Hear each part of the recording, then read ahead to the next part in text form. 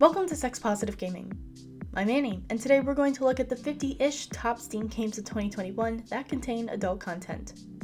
As I've mentioned in my previous videos, Steam doesn't release sales figures, so I use a bunch of variables to calculate a game's popularity. This includes the rating based on player reviews, the number of reviews, a game's average and peak concurrent player numbers, as well as the total number of followers a game has. These factors combined result in 4 tiers of popularity, which I've grouped into Platinum, Gold, Silver, and Bronze, like Steam does with their annual sales results, with one overall top new Steam release of 2021. I've also factored in games that were not originally classified as adult content by Steam, but had patches or DLC to restore intended adult gameplay. To be eligible, a game had to release on Steam between December 1st, 2020 and November 30th, 2021. As with all my YouTube videos, the complete list of games and links can be found for free on my Patreon, because YouTube has a habit of suspending me for linking to Steam, and has issues with a lot of these games' titles. We'll get started with the Bronze tier. Every game on this list is popular, and of the over 1,200 new adult content Steam releases of 2021, these were the most popular. First up is Avalon. I first covered this slice-of-life romantic visual novel back in June, and if you're looking for a slower-paced, story-driven romance, I highly recommend giving this one a try. And no, it's not just because it has a life-size Tyrannosaurus in it, but it definitely helps. Usually demos don't show up in these lists, because demos don't have Steam reviews, but because our next title, Eragon Prologue, was released as a standalone game, it counts. This action fantasy game with VR support successfully launched their Kickstarter earlier this year, and there have been consistent updates and improvements since then. There is a patch to unlock additional content, but the focus right now seems to be more on improving and enhancing gameplay. This makes me very excited to see how good this game will look in 2022. Just make sure to be patient. I think we all know by now that Kickstarter-funded indie games like these take way longer to complete than anyone usually expects. So I get a lot of requests and suggestions about games, but our next title, Bonetown: The Second Coming Edition, is one of the most requested titles I've had this year. The problem is that this open-world Grand Theft Auto style adventure has nudity, like everywhere. The people, the billboards, the animations, the missions, the interface, everywhere.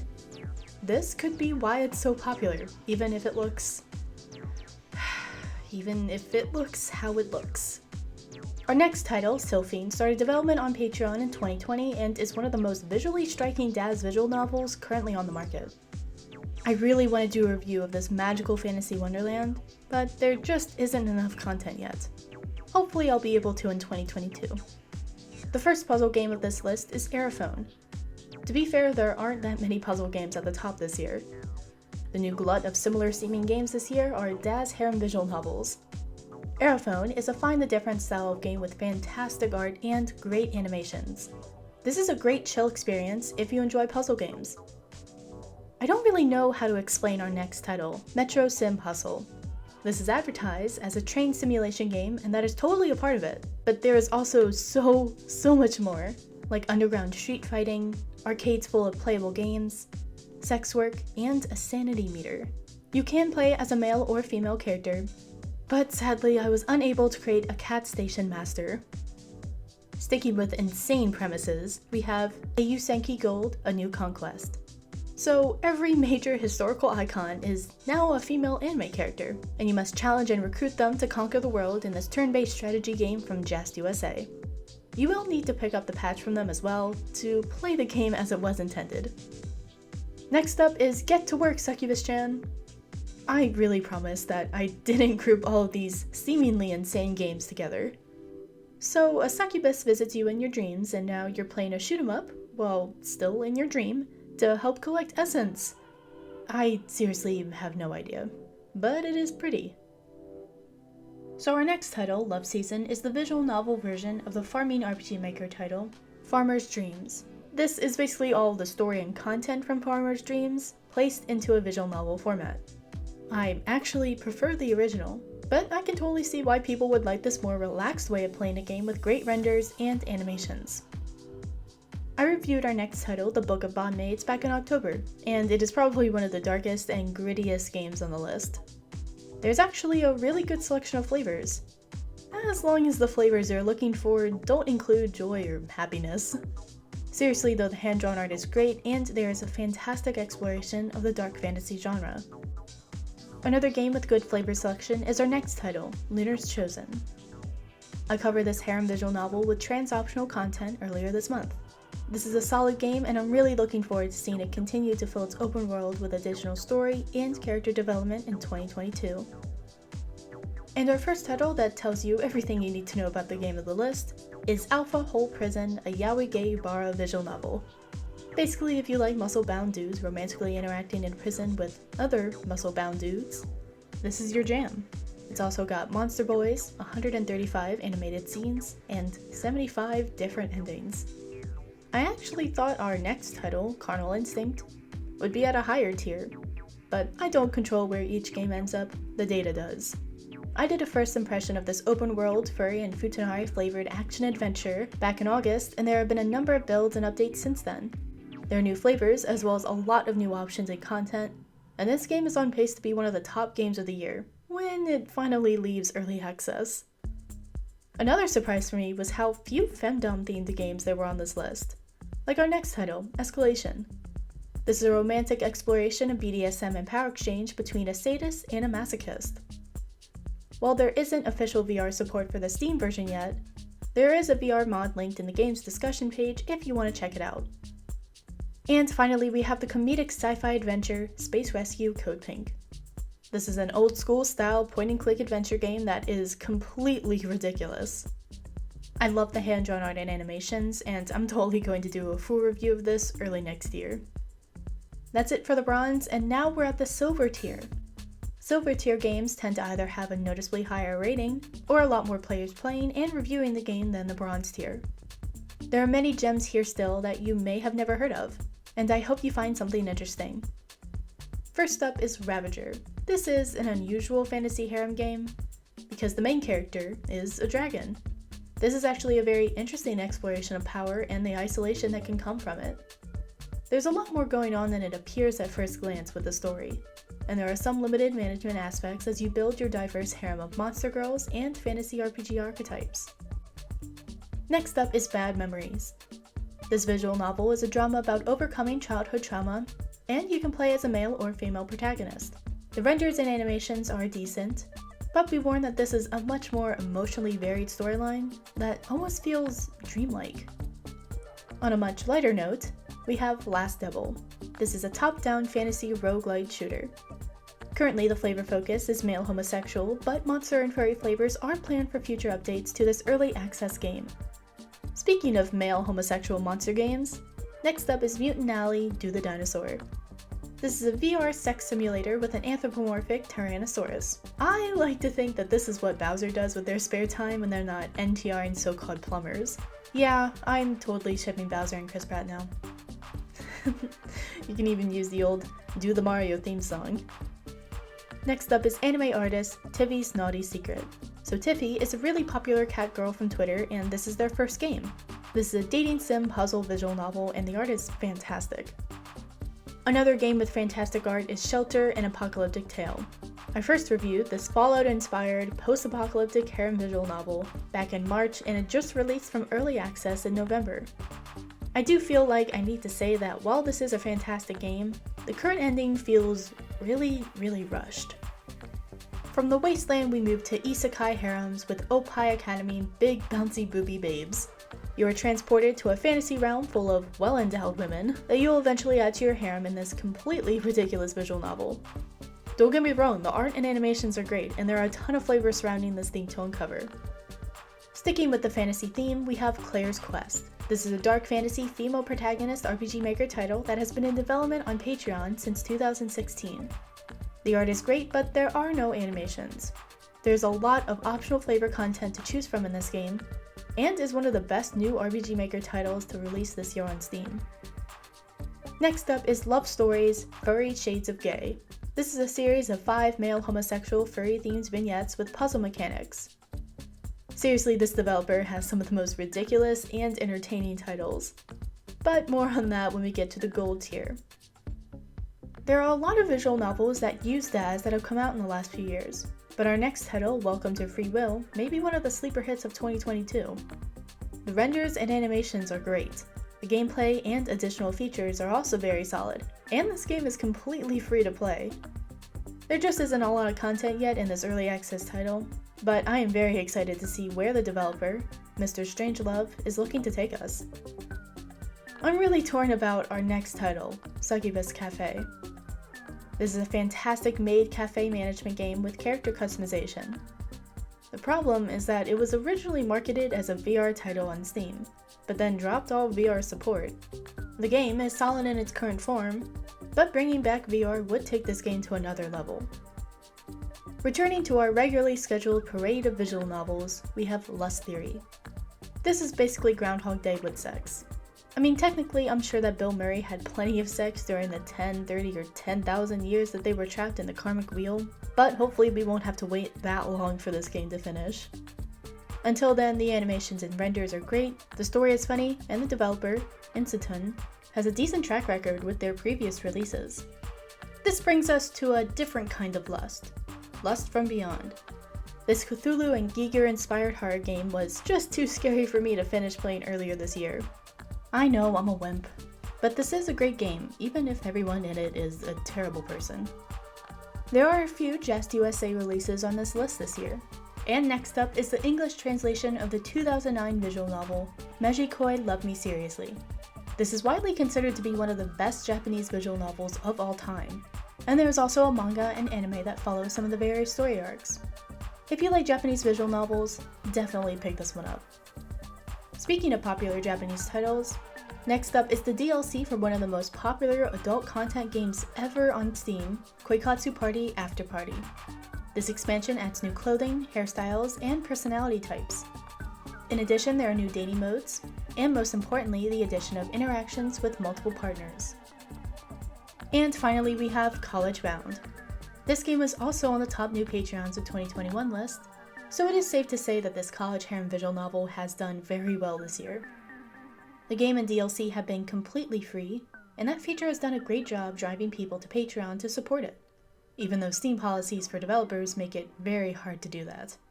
Like I said in my review in June, I'm not sure if I'm going to make it to Paris, but I'm having a great time trying. Now we've come to the gold tier. These are some of the most popular games released this year, and you'll probably have heard of many of them, especially if they cover the flavors that you like. First up is Paradise Lost. You're marooned on a deserted island with a boat full of supermodels. So, Gilligan's Island, but way more fun. There are puzzles, great art, animations, and it's a really fun harem experience. I expect this game to continue to do really well in 2022 as it adds more content. Two of the most popular flavors on the list this year are harems and monster girls. Our next visual novel, Love Sucks Night 1, combines the two. This is a free-to-play comedic Halloween adventure with vampires, monster hunters, succubi, and more. The art is great, but there aren't any animations. I'm looking forward to Love Sucks Night 2, which according to the developer, Art Witch Studios, releases soon-ish. Our next title, Fetish Locator Week 2, decided that focusing on one flavor was silly when you can include most of them. This is a visual novel that offers you a buffet of flavors. You can pick and choose exactly what content you want to explore in this Eyes Wide Shut meets American Pie college harem adventure. Check out my full review later this month. Next up is the free-to-play visual novel My Cat Girl Maid Thinks She Runs the Place. This is one of those games where the title tells you everything you need to know. If you enjoyed this style of cute Neko Mimi onslaught, then there is a DLC expansion with 3 kinetic novel side stories called My Cat Girl Maid Thinks She Runs the Place, Extra Fluffy Edition. So, Sweet Shine is a line draw puzzle game. Now, I know I'm bad at puzzle games, but I really don't understand the appeal of line draw games, but the art and animations are great. With 50 levels, 3 women, and full Japanese audio, if you like this style of game, you're gonna have a great time. Our next title is the slice of life harem romance, Come Home. You are the prodigal son returning to your hometown to, as far as I can tell, have sex with everybody. This is one of the most diverse selection of optional flavors and romanceable partners out on the market currently, and the game is free. There are a ton of new harem games with animations that have come out this year, but definitely give this one a try. Check out my full review from November. Next up is Sheep Love. I don't have much footage for this game that I can show you, but you can complete it in under 10 minutes. Why is it so popular? I have no freaking idea. Maybe it was because of that Mariah Carey song, All I Want for Christmas Is You. I guess anthropomorphic sheep romance is an underrepresented flavor where there is a lot of demand. Sticking with the unusual monster-themed games, next up is Castle in the Clouds DX. I reviewed this Metroidvania-style title back in October, and it's actually a lot of fun. There are multiple characters, weapons, and all of the other goodies that we've come to expect with this genre of game, including really good 8-bit style animations. Next up is the adorable romantic visual novel Cabin Fever. This initially seems like a slice-of-life romance, but it does have some darker themes, and can be completed in around 3 hours. The art is beautiful and the game is fully voiced, and is a great choice for those looking for a shorter, story-rich experience. There are a lot fewer cyberpunk-themed games this year, but one of the best is Robo Life Days with I Know. This is a romantic comedy with great art, a fantastic soundtrack, and amazing animations. I don't know how I missed this one when it came out in July, but this game is awesome if you're looking for a more lighthearted management style of trainer. Next up is the 2D zombie platformer, The Shadow of Yidra. This game has destructible clothing, multiple items, and a bunch of really decent game over animations involving various monsters and creatures. The game was recently censored on Steam, so you will need a patch in order to get the intended gaming experience. You know I try really hard to create safer work videos on YouTube, but then we get games like our next one, Love Stories, Sex, and the Furry Titty.